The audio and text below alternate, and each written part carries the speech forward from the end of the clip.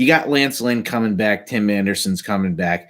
The guy that replaced Tim Anderson and Danny Mendick is getting high praise on this show right now. You've got the Jake Berger problem. They're going to have decisions to make. To me, the rest of this season is largely in Rick Hahn's hands.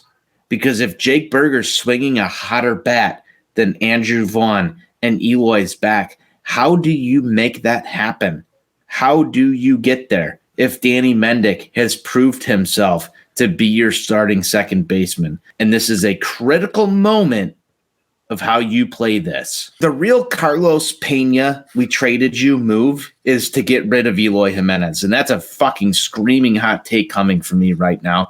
But what are you going to do? I would rather have Andrew Vaughn in this lineup and Jake Berger over Eloy Jimenez just because I know the availability standpoint of Eloy Jimenez is not going to be there. And you can make the same argument for Yohan Moncada. I know it sounds wild and people don't want to hear it, but do they have the balls to do it? And Sean says no. When you think of Eloy, though, and I ask this to myself quite a bit when it comes to Eloy Jimenez, and I sit there and I go, I love Eloy. I love his personality. I love everything about him. But what value does he bring to this team? And frankly, it's nothing. Like, he can't play the field. He can't stay on the field.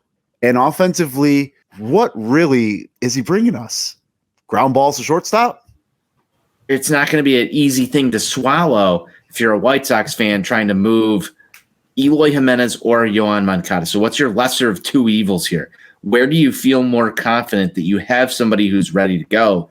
And what's the return is the other thing. What's the value out there on the open market? There's a lot to be evaluated there. But I think this could potentially get very interesting down the stretch here, guys. Like, I really honestly do, because there's a couple of guys that you want to have in your lineup. They've got the pedigree to be there, at least from what they're making on a salary and, you know, what they've been hyped up in the media to be to you as a White Sox fan.